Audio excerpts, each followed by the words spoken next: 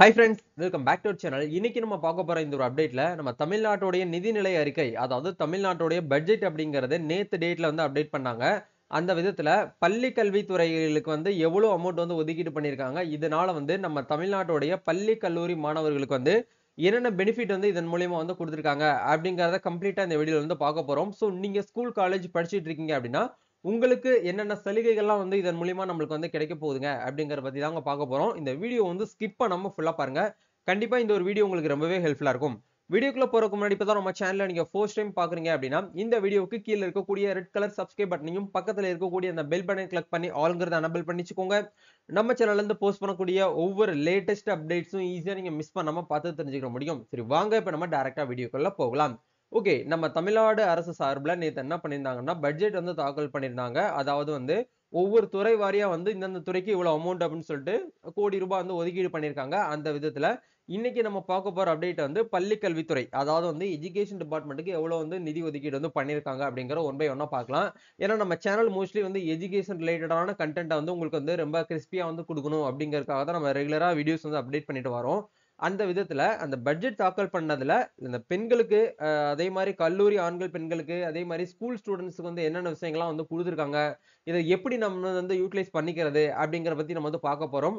First update வந்து என்ன சொல்லியிருக்காங்க அப்படின்னா அரசு பல்கலைக்கழகங்களுக்கு வழங்கப்படும் நிதி, அதாவது தொகுப்பூதிய நிதி அப்படிங்கிறது 700 கோடி ரூபாய் வந்து உயர்வு அப்படிங்கிற கொடுத்திருக்காங்க. அரசு பல்கலைக்கழகங்கள் அப்படின்னா வந்து நம்ம தமிழ்நாட்டில் இருக்கக்கூடிய கவர்மெண்ட் யூனிவர்சிட்டிஸ் லைக் வந்து Tamil Nadu doctor Ambedkar law university, Anna university, இந்த மாதிரியான கவர்மெண்ட் யூனிவர்சிட்டிஸ் எல்லாம் இருக்கு இல்லையா, அதுக்கு வந்து கவர்மெண்ட் சார்பில் ஃபண்ட் வந்து நம்மளுக்கு வந்து கொடுப்பாங்க ஸ்டூடெண்ட்டுக்காக. அதுக்காக வந்து 700 கோடி ரூபாய் வந்து என்ன பண்ணிருக்காங்கன்னா தொகுப்பூதியமா நம்மளுக்கு வந்து உயர்த்தி இருக்கிறதா வந்து சொல்லியிருக்காங்க. இது வந்து ஃபர்ஸ்ட் அப்டேட். ரெண்டாவது அப்டேட் என்ன பண்ணிருக்காங்க அப்படின்னா ரொம்ப ஹாப்பியான ஒரு அனௌன்ஸ்மெண்ட். 10 புதிய அரசு கலை மற்றும் அறிவியல் கல்லூரி, அதாவது ஆர்ட்ஸ் அண்ட் சயின்ஸ் காலேஜ் வந்து பாத்தீங்கன்னா புதுசா வந்து ஒரு 10 காலேஜ் வந்து ஸ்டார்ட் பண்ணிருக்காங்க.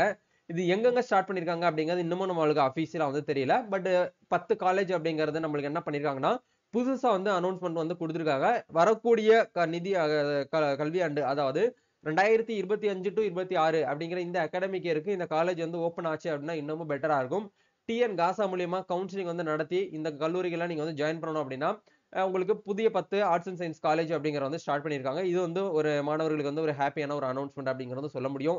நெக்ஸ்ட் என்ன அப்டேட் கொடுத்திருக்காங்க அப்படின்னா நம்ம எல்லாருமே வந்து பாத்தீங்கன்னா எதிர்பார்த்துட்டு இருக்கக்கூடிய ஒரு அப்டேட். அதாவது இதுக்கு முன்னாடி வந்து 2015 சம்திங் 16 அந்த சரௌண்டிங்லாம் வந்து ஏடிஎம்கே பீரியட்ல நம்மளுக்கு என்ன பண்ணியிருந்தாங்க அப்படின்னா கவர்மெண்ட் மூலியமாக லேப்டாப் 12ஆம் வகுப்பு முடிச்சவங்க எல்லாருக்குமே வந்து லேப்டாப் அப்படிங்கிற வந்து கொடுத்தாங்க. பட் அதை வந்து என்ன பண்ணியிருந்தாங்க அப்படின்னா இந்த டிஎம்கே கவர்மெண்ட் வந்து ஸ்டாப் பண்ணிட்டு வேற புது புது திட்டங்கள் எல்லாமே வந்து ஷேர் பண்ணாங்க. பட் மீண்டும் என்ன பண்ணியிருக்காங்க அப்படின்னா கல்லூரி படிக்கும் மாணவ மாணவிகளுக்கு வந்து மடிக்கணினி வழங்கும் திட்டம் அப்படிங்கிற வந்து கொடுத்துருக்காங்க. இது யாருக்கு வந்து கிடைக்கும் அப்படிங்கறத தெளிவா நம்ம வந்து பார்க்கணும் அப்படின்னா கல்லூரி மாணவர்களுக்கு கணினி அடுத்த 2 ஆண்டுகளில் 20 லட்சம் கல்லூரி மாணவர்களுக்கு அவர்கள் விருப்பத்தின் அடிப்படையில் ஒவ்வொருவருக்கும் வந்து மடிக்கணினி, அப்படி இல்ல அப்படின்னா கைக்கணினி. மடிக்கணினி அப்படின்னா உங்களுக்கு தெரிஞ்சிருக்கும், லேப்டாப்பை தான் வந்து மடிக்கணினின்னு சொல்லுவோம். கைக்கணினி அப்படிங்கிறது வந்து டேப், நம்ம டேப்லெட்னு சொல்லுவோம் இல்லையா, அதுதான் வந்து டேப்னு வந்து சொல்லுவோம். இதை வந்து எப்படி கொடுக்குறாங்க அப்படின்னா அவங்க வந்து ஃப்ரீயா வந்து ஒண்ணு வந்து கொடுக்கல. அததான் வந்து இந்த இதுல இருக்கக்கூடிய ட்விஸ்டே. நிறைய பேர் என்ன நினைச்சிட்டு இருக்காங்க அப்படின்னா நம்ம 12th முடிச்ச உடனே நம்மளுக்கு லேப்டாப் வந்து கவர்மெண்ட் அம்மா லேப்டாப் நம்மளுக்கு வந்து ஃப்ரீயா எந்த ஒரு அமௌண்ட்டுமே வாங்காம வந்து கொடுத்தாங்க. பட் இவங்க ஃப்ரீ, இலவசமாக வந்து வழங்கப்படும் அப்படிங்கறத மென்ஷன் பண்ணல. அவரவர் விருப்பத்திற்கு ஏற்ப அப்படிங்கிற பட்சத்துல ஒரு ட்விஸ்ட் இருக்கு. உங்களுக்கு எப்படி பிடிச்சிருக்கோ அதை போல நீங்க வாங்கிக்கலாம்னா உங்களுடைய அமௌண்ட்டும் அந்த இடத்துல உங்களுடைய பங்களிப்பும் இருக்கணும். கவர்மெண்ட் சார்பில் ஒரு சப்ஜெக்ட் வந்து கொடுப்பாங்க. இதை பேஸ் பண்ணி தான் உங்களுக்கு என்ன பண்ணுவாங்க அப்படின்னா அவரவர் விருப்பத்தின் அடிப்படையில் மடிக்கணினி வந்து நீங்க வாங்கிக்கலாம் அப்படின்னு சொல்லிட்டு கொடுத்திருக்காங்க. இது யாருக்கு கொடுத்திருக்காங்கன்னா கல்லூரி மாணவர்களுக்கு மட்டும் தான் வந்து கொடுத்திருக்காங்க. ஸ்கூல் படிக்கக்கூடிய மாணவர்களுக்கு வந்து கொடுக்கல. சரிங்களா? அதையுமே நீங்க இதுல வந்து கொஞ்சம் தெளிவா வந்து புரிஞ்சுக்கணும். நெக்ஸ்ட் அப்டேட் என்ன கொடுத்திருக்காங்க அப்படின்னா பெற்றோரை இழந்து வரும் குழந்தைகளுக்கு வந்து 50,000 அப்படிங்கறத வந்து கொடுத்திருக்காங்க. இது எப்படி வந்து கொடுக்குறாங்க அப்படிங்கிற பார்க்கும்போது இப்ப எக்ஸாம்பிளுக்கு வந்து ஒரு 5th ஸ்டாண்டர்ட் படிச்சிட்டு இருக்கும்போது அவங்களுடைய பேரண்ட் அம்மாவோ இல்ல அப்பாவோ அன்பார்ச்சுனேட்லி ஏதோ ஒன்று ஆகி அவங்க வந்து இறந்துட்டாங்க அப்படிங்கிற பட்சத்துல அந்த குழந்தைக்கு வந்து 18 வயசு வந்து கம்ப்ளீட் ஆகுது இல்லையா, அது வரைக்கும் மாசம் மாசம் 2,000 ரூபாய் அப்படிங்கிறது நம்ம ஸ்டேட் கவர்மெண்ட் சார்பில் வந்து டைரக்டா அவங்க பேங்க் அக்கௌண்ட்டுக்கு வந்து கிரெடிட் பண்ணுவாங்க. சோ இதை தான் வந்து 50,000 அப்படிங்கிற 50,000 குழந்தைகளுக்கு வந்து 18 வயது வரை மாதந்தோறும் வந்து 2,000 ரூபாய் அவங்களோட 18 வயசு கம்ப்ளீட் ஆகுற வரைக்கும் வந்து கொடுக்குறாங்க. ஏன்னா ஓரளவுக்கு 18 வயசு கம்ப்ளீட் ஆயிடுச்சு அப்படின்னா அந்த குழந்தைகளுக்கு வந்து பார்த்தீங்கன்னா ஒரு ஸ்டடியா வந்துருவாங்க. அதுக்கப்புறம் காலேஜ் படிக்கிறது எல்லாமே வந்து பார்த்தீங்கன்னா ஈஸி ஆயிரும் இல்லையா, அதுக்காக தான் வந்து இந்த ஒரு அமௌண்ட் அப்படிங்கறத வந்து கொடுத்திருக்காங்க. சிங்கிள் பேரண்ட் குழந்தைங்களுக்கு வந்து மாசம் மாசம் 2000 ரூபீஸ் அப்படிங்கிற வந்து கிரெடிட் பண்றா வந்து சொல்லியிருக்காங்க. நெக்ஸ்ட் வந்து பாத்தீங்கன்னா முதலமைச்சரின் காலை உணவு திட்டம். அதாவது இந்த திட்டம் அப்படிங்கிறது இப்ப நம்மளுக்கு சக்சஸ்ஃபுல்லா வந்து லான்ச் ஆகி போயிட்டு இருக்குது. காலையில வந்து ஸ்டூடண்ட்ஸ் வந்து சாப்பிடாம வந்து குழந்தைகள் வந்து ஸ்கூலுக்கு வந்து வர்றதுனால, ஸ்கூல்லயே வந்து காலை உணவு திட்டம் அப்படிங்கிறது வந்து லான்ச் பண்ணாங்க. அரசு உதவி பெறும் பள்ளிகள் 1ஆம் வகுப்பு முதல் 5ஆம் வகுப்பு வரை மேலும் 3.14 லட்சம் மாணவர்கள் பயன்பெற 600 கோடி நிதி ஒதுக்கீடு அப்படிங்கிறத வந்து குடுத்திருக்காங்க. அதாவது இந்த காலை உணவு திட்டத்து மூலியமா 600 கோடி ரூபாய் வந்து ஒதுக்கீடு வந்து பண்ணியிருக்கிறத வந்து சொல்லியிருக்காங்க. நெக்ஸ்ட் பார்க்கும்போது சென்னையிலயும், கோயம்புத்தூர்லயும் அடிப்படை அறிவியல், கணித ஆராய்ச்சி படிப்புகள் மையம் அப்படிங்கிறதுக்காக வந்து 100 கோடி ரூபாய் வந்து ஒதுக்கீடு வந்து பண்ணிறதா வந்து சொல்லியிருக்காங்க. இது இது வந்து யாருக்கு வந்து சூட்டபிளா இருக்கும் அப்படின்னா, காலேஜுக்கு வந்து பாத்தீங்க அப்படின்னா படிச்சுட்டு இருக்கக்கூடிய ஸ்டூடண்ட்ஸ் நெக்ஸ்ட் வந்து மாஸ்டர் டிகிரி படிக்கிறவங்க அந்த கிராஜுவேட் ஒர்க்லாம் பண்றதுக்கு இந்த கணினி ஆராய்ச்சி படிப்புகள், பிஹெச்டி படிக்கிறவங்க, அதே மாதிரி இந்த காம்படிட்டிவ் எக்ஸாம்லாம் ப்ரிப்பேர் பண்ணிட்டு இருக்கக்கூடியவங்களுக்கு இந்த ஒரு அறிவியல் படிப்பு அப்படிங்கிறதுக்கு வந்து ரொம்பவே வந்து பாத்தீங்கன்னா பெனிஃபிட்டா இருக்கும். சோ இதுக்காக வந்து 100 கோடி ரூபாய் வந்து ஒதுக்கீடு பண்ணியிருக்காங்க. சென்னையிலயும் கோயம்புத்தூர்லயும் வந்து என்ன பண்ணியிருக்காங்க அப்படின்னா வந்து இந்த மையங்கள் அப்படிங்கிறது வந்து ஸ்டார்ட் பண்ண போறதா சொல்லியிருக்காங்க. இன்னமும் வந்து குயிக்கா வந்து ஸ்டார்ட் பண்ணாங்கன்னா இன்னும் வந்து பெட்டரா இருக்கும் அப்படின்னு சொல்லிட்டு நினைக்கிறோம். நெக்ஸ்ட் அப்டேட் எப்படி கொடுத்திருக்காங்க அப்படின்னா சென்னை அறிவியல் மையத்துக்கு வந்து 100 கோடி ரூபாய் வந்து ஒதுக்கீடு வந்து பண்ணியிருக்காங்க.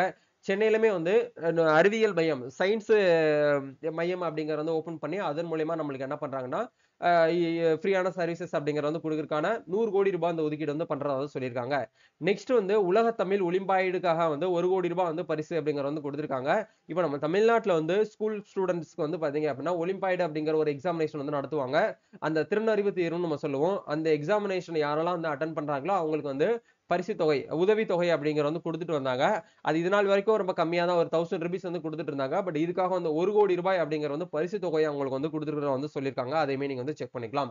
நெக்ஸ்ட் நம்ம பார்க்கும்போது சென்னை, கோவை, மதுரையில் தலா 1000 மாணவிகள் பயன்பெறும் வகையில் மாணவியர் விடுதி அப்படின்னு சொல்லிட்டு உங்களுக்கு கொடுத்திருக்காங்க. இந்த விடுதிக்காக வந்து 225 கோடி ரூபாய் வந்து ஒதுக்கீடு பண்ணியிருக்காங்க இந்த விடுதி வந்து கட்டுறதுக்கு. இதன் மூலமா வந்து காம்படிட்டிவ் எக்ஸாம் ப்ரிப்பேர் பண்றவங்க, ஊரு விட்டு ஊரு போய் வந்து தங்கி வேலை பார்க்கறவங்க, கவர்மெண்ட் ஸ்டாஃப் இவங்க எல்லாருக்குமே இது வந்து சூட்டபிளா இருக்கும். அதே மாதிரி காலேஜ் ஸ்டூடெண்ட்ஸ் ஒரு டிஸ்ட்ரிக்ட்ல இருந்து இன்னொரு டிஸ்ட்ரிக்ட் வந்து கவுன்சிலிங் மூலியமா சீட் கிடைச்சு தங்கி படிக்கக்கூடியவங்களுக்கும் இதன் மூலியமா வந்து பயனடைவாங்க அப்படிங்கறத வந்து சொல்லியிருக்காங்க.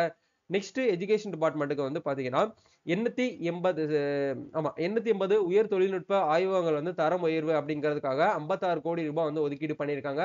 அதாவது ஸ்கூல்ல வந்து பாத்தீங்க அப்படின்னா கம்ப்யூட்டர் சென்டர்னு சொல்லிட்டு இருக்கும். அந்த சென்டர் வந்து உயர்த்தணும் அப்படிங்கிறதுக்காக தரம் உயர்த்தணும் அப்படிங்கிறதுக்காக 56,000 கோடி ரூபாய் வந்து ஒதுக்கீடு வந்து இந்த பட்ஜெட்ல வந்து தாக்கல் பண்ணியிருக்காங்க. நெக்ஸ்ட் வந்து 2676 பள்ளிகளில் திறன்மிகு வகுப்பறைகள் தரம் உயர்வு அப்படிங்கிற கொடுத்திருக்காங்க. கிளாஸஸ் வந்து பாத்தீங்க அப்படின்னா தரம் உயர்த்தி 65,000 கோடி ரூபாய் வந்து என்ன பண்ணிருக்காங்க அப்படின்னா இதன் மூலயமா வந்து ஒதுக்கீடு வந்து பண்ணிருக்காங்க. நெக்ஸ்ட் வந்து 2000 பள்ளிகளில் கணினி ஆய்வகங்கள் தரம் உயர்வு அப்படின்னு சொல்லிட்டு அந்த கம்ப்யூட்டர் லேபுக்காக வந்து பாத்தீங்க அப்படின்னா 160 கோடி ரூபாய் வந்து இந்த பட்ஜெட்ல வந்து தாக்கல் வந்து பண்ணியிருக்காங்க. இப்போ நீங்க ஸ்கிரீன்ல பார்த்தது எல்லாமே வந்து நம்ம தமிழ்நாடு கவர்மெண்டோடைய எஜுகேஷன் டிபார்ட்மெண்ட்டுக்கு வந்து நிதி வந்து ஒதுக்கீடு பண்றதுக்கு உண்டான ஒரு அப்டேட். இந்த அப்டேட்ல உங்களுக்கு எந்த ஒரு அப்டேட் அப்படிங்கிறது ரொம்பவே வந்து சுவாரஸ்யமா இருந்துச்சு அப்படிங்கிறத மறக்காம கமெண்ட் செக்ஷன்ல வந்து ஷேர் பண்ணுங்க. நம்ம நெக்ஸ்ட் ஒரு அப்டேட்ல மீட் பண்ணுவோம். தேங்க்யூ.